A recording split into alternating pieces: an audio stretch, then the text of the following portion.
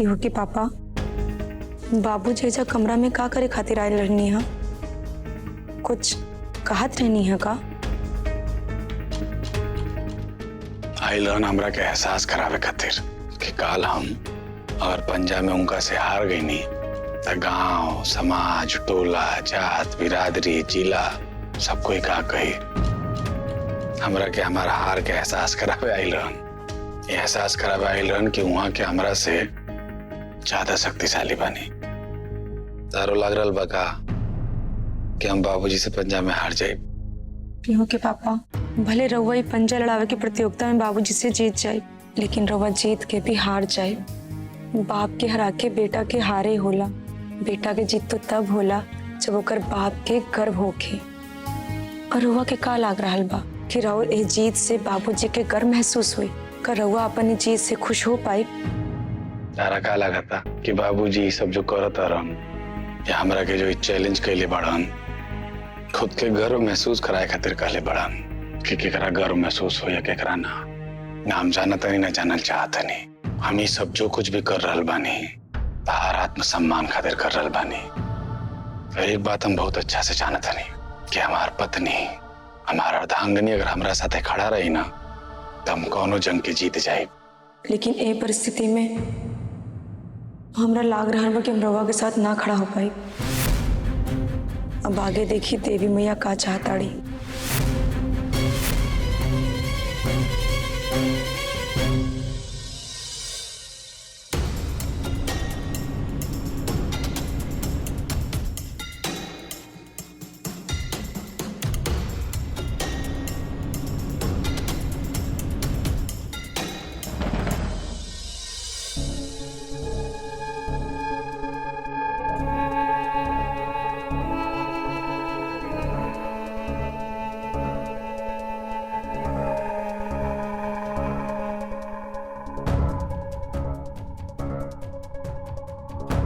देखिए माई, बाबूजी ही जीती हैं।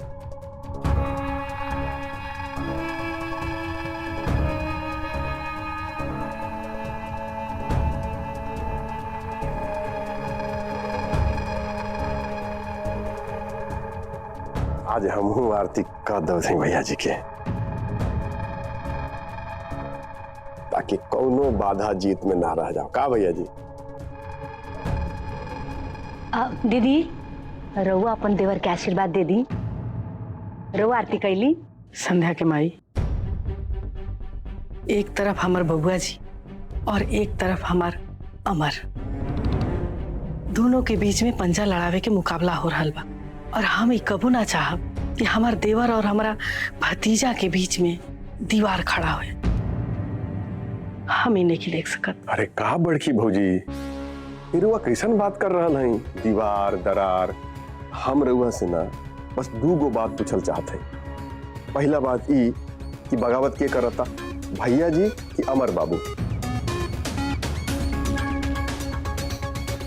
अमर बाबू करता ना नु।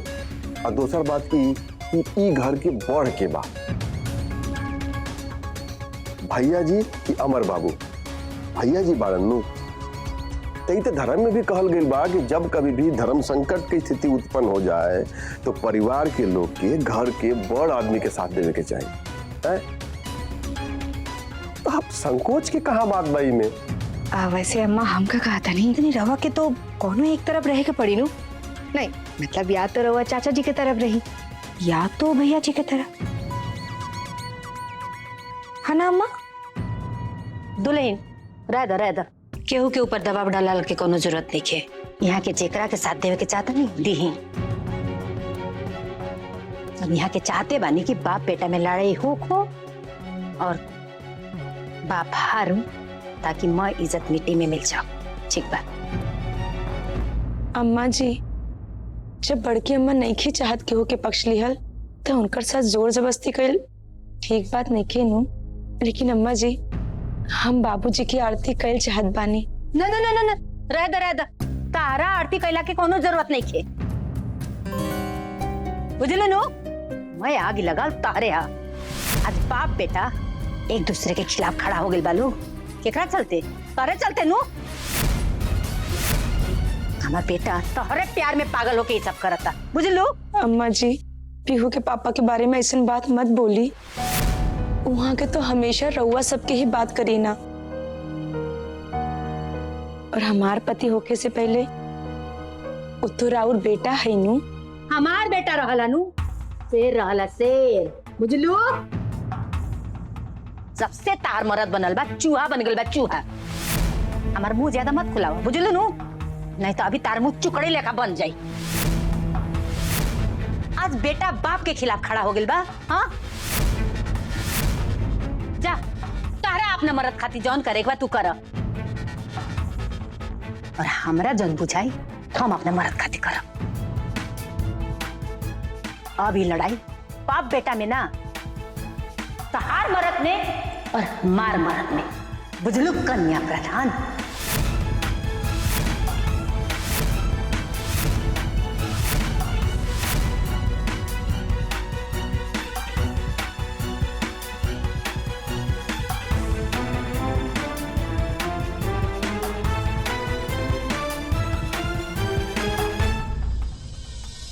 कुर्सी पे हमारे पापा बैठी हैं ना, हमारे नाना जी बैठी हैं ना, हमारे पापा बैठी हैं ना, तार पापा ना बैठी हैं, हमारे नाना जी बैठी हैं।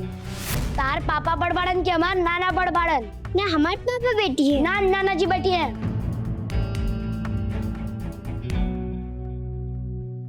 कन्या, तार ध्यान कहाँ बा? अरे लइकन सब लड़ा तारसन, तू रोकत काहे नहीं खू? बड़की अम्मा जी, ये दोनों जना तो छोट लड़का बाड़न, अभी लड़ीहन और अभी मान भी जइहन, लेकिन जो दो बड़ लड़े खातिर तैयार बा उनकरा के रोकल बहुत जरूरी बा। अगर वो दोनों जड़ी लड़ जीहन तो पता ना बड़की अम्मा जी फिर मिल पाईहन कि ना मिल पाईहन। लेकिन कन्या, तू करिए का सकेलू? तू तो जाना तारू ना, तू जेबू नीमन करे खातिर, लेकिन सबके नजर में तू ही खराब हो जेबू। और उहन दोनों जन के रोकल अब केहू के बस के बात नहीं किए। बड़की अम्मा जी, हम तो खाली कोशिश ही कर सकत बानी, फल देवे के तो माता रानी के हाथ में बा, लेकिन हम कोशिश भी ना करी, ये भी तो कोनो ठीक बात नहीं खेनू। लेकिन कन्या, कोशिश का करबू? बड़की अम्मा जी, ऐसे मुश्किल घड़ी में अगर भगवान श्री कृष्ण होतन तो का करते, बस हम यही सोच रहे बानी।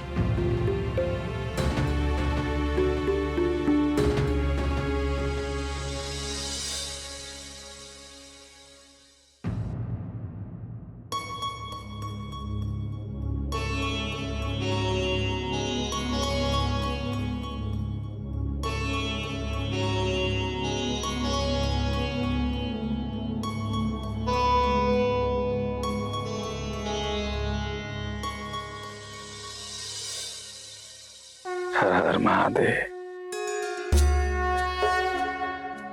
प्रभु, प्रभु तो अंतर्यामी है, सब कुछ जाननी, कण कण में राउर वास बा। हम का करते नहीं, का कहे आयल बानी, वो सब रहुआ जानते हो। कब हम बस यही बात रहुआ के कहे आयल बानी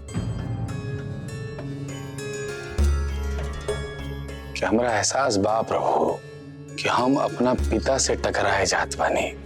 एगो बेटा खातिर अपना पिता से टकरावल एगो खराब बात तो हईले ह, ओकरा साथ साथ ये बात एगो बेटा के नैतिक धर्म के खिलाफ ह। और प्रभु, हम बाप बेटा के नैतिक धर्म खातिर रहुआ सामने नहीं खड़ा। हमार पशुपेश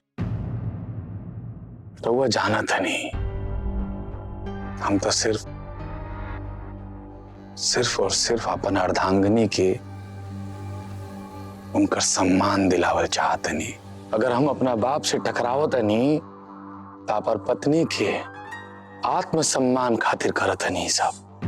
और चाहे कैसे भी हो खो, अगर हमरा अपना पत्नी के आत्मसम्मान खातिर, ओकर सम्मान खातिर पहाड़ से भी टकराए के पड़ी, चट्टान से भी टकराए के पड़ी, तो हम टकराए। क्या कि प्रभु, यह एगो पति के धर्म हो काला। और ये सब हम प्रभु कोई और से ना, एक प्रेरणा हमारा के रउए से मिलल बा। प्रभु रउआ भी तब माता पार्वती अपना पत्नी के सम्मान दिलाए खातिर राजा दक्ष अपना ससुर जी से भिड़ गल रहनी हा।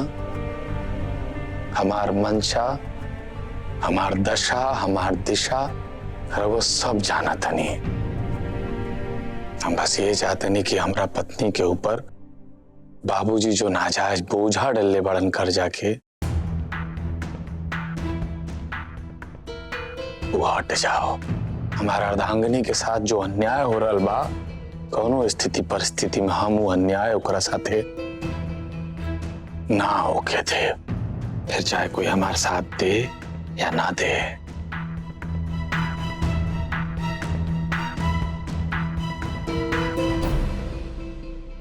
और केहू साथ दी चाहे ना दी पापा, हमरा साथ दे। पापा की बेटी पापा के साथ रही। जब सब दादाजी की आरती उतार रहे बा, तो हम अपने पापा के जीत खातिर आरती उतारब। उतारा।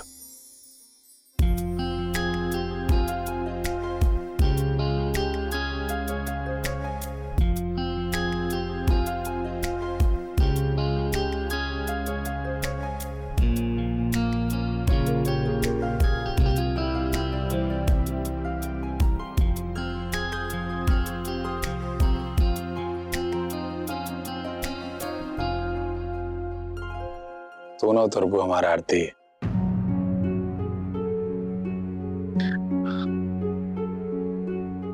कुछ बोले की जरूरत नहीं है। तार खामोशी से हमरा साफ साफ सुनाई दे गई बा कि तार ना आवा। कोई बात ना, तार ना भी हमरा मंजूर बा। लेकिन एक बात हम जानते नहीं बहुत अच्छा से, एगो पत्नी पति के साथ दे या न दे, ये में विवाद हो सकेला, लेकिन एगो बेटी हमेशा अपन बाप के जीत खातिर खड़ा रहा ले, ओकरा खातिर प्रार्थना करे ले। चला हाथ पकड़, चलो। पीहू के पापा, रउआ सिर्फ हमरा के अपने पत्नी के रूप में देखत बानी, लेकिन हम एक घर की बहू भी हई।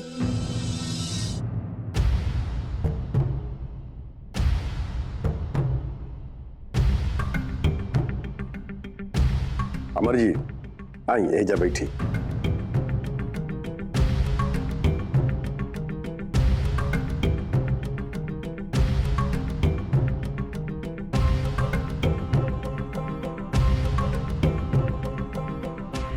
हाई जे पंजा लड़ाओ प्रतियोगिता बा, बहुत सिंपल एक नियम बा, लेकिन रुके मेहमान जी, रुके मेहमान जी। नियम से पहले तनिका हमार तैयारी तो हो जाओ। ले बिकना।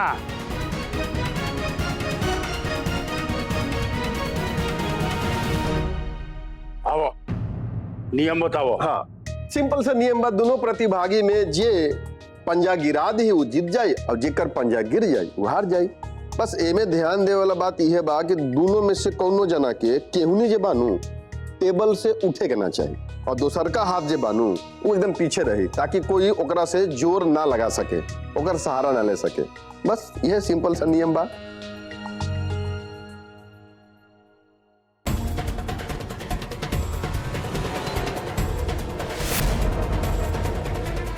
बाबूजी तनी खड़ा होगी।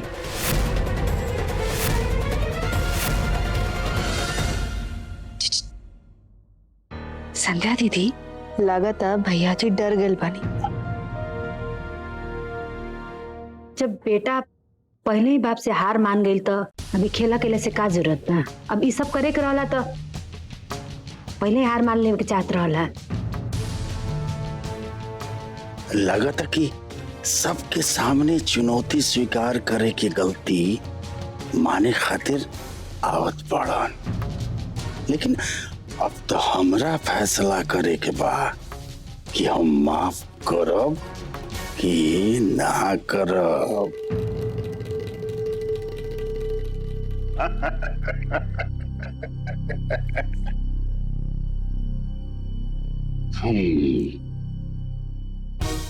बाबूजी आज तक ऐसा नहीं भइल कि हम कौनो इम्तिहान में गईनी और और आशीर्वाद ना लेनी। आज भी रउआ से पंजा लड़ाए से पहले ये इम्तिहान में और आशीर्वाद लीवल बहुत जरूरी बा।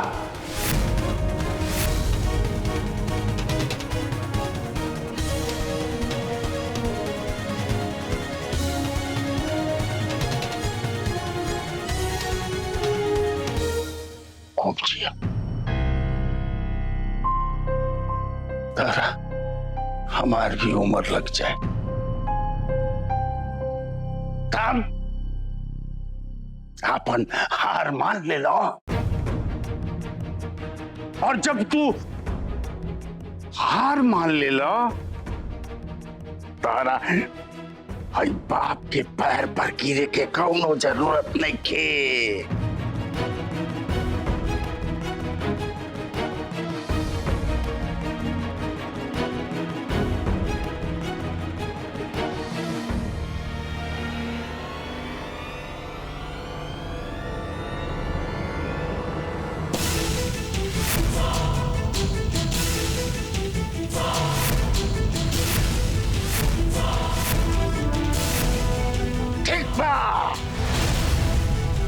आज मुकाबला होगी। हाँ तो अब मुकाबला शुरू होके वाला बा। पहले हम 1 2 3 गिनती गिनब, ओकर बाद भिसिल बाजी। 1 2 3।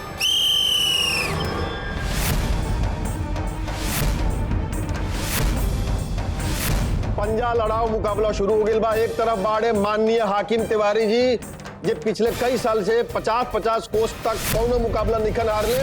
दंगल में इनकर नाम बा, जिला जवार में, राज में इनकर पास बा कई साल के अनुभव। कितना साल के बाद गिने जाए तो गिनती भुला जाए। एक तरफ बड़े उनके सुपुत्र, जेठ सुपुत्र अमरेंद्र तिवारी जी, जिनके पास बा ताकत और जवानी के जोश। अनुभव में थोड़े कम बाड़े, लेकिन इहो बाड़े हाकिम तिवारी के सुपुत्र। अब देखे के पड़ी कि जोश जीती जवानी के कि अनुभव जीती।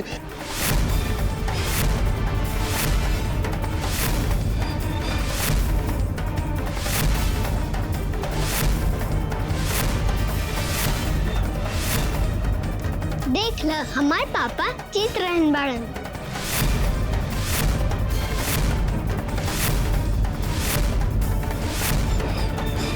देखो नाना जी जीत रहन बाड़न।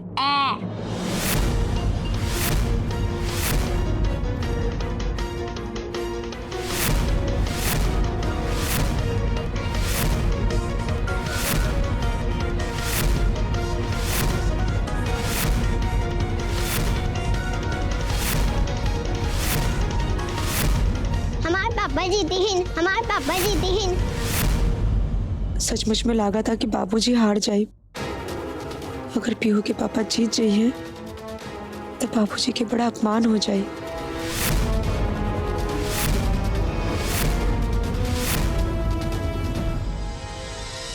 भैया तू बहुत कूदत रहनू कि दादाजी जीती हन। देख रहा हमारे पापा जीतर बाड़न।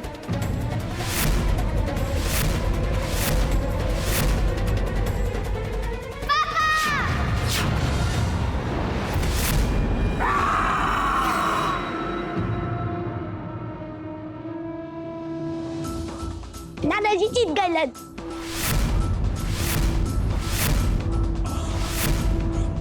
ये कब भइल? ये तो बाजी पलट गई, अनुभव जीत गए।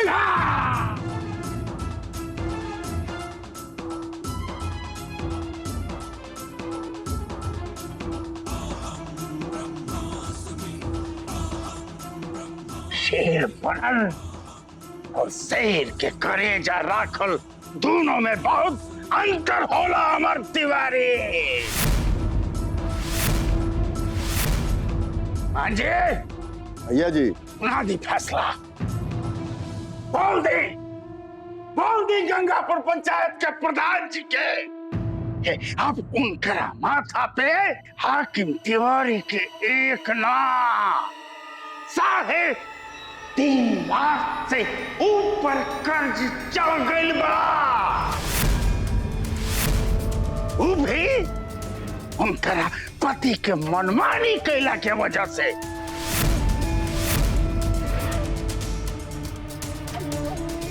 आइल रहला हो बाप से टक्कर लेवे खातिर। अरे बाप होला। और एक बात बोली, बाप के बुढ़ापा पर ना जल जाला। बाप के अनुभव हमेशा बेटा से ज्यादा होला। चल रहलन हो पत्नी के मान सम्मान के रक्षा करे। अरे जा पत्नी के मान सम्मान के रक्षा करे के खातिर बोरा 3.5 लाख रुपया के ऊपर के कर्ज बोरा लिया करके जितना जल्दी होके ओकरा के चुकावा। हम भले ही अपने पति के पंजा लड़ावे के मुकाबले में साथ ना दिले रहनी है, लेकिन उनके हार में हम साथ खड़ा बानी। और ये जो 3 लाख के ऊपर कर्ज चुकावे के बाद वो कर्ज हम चुकाए।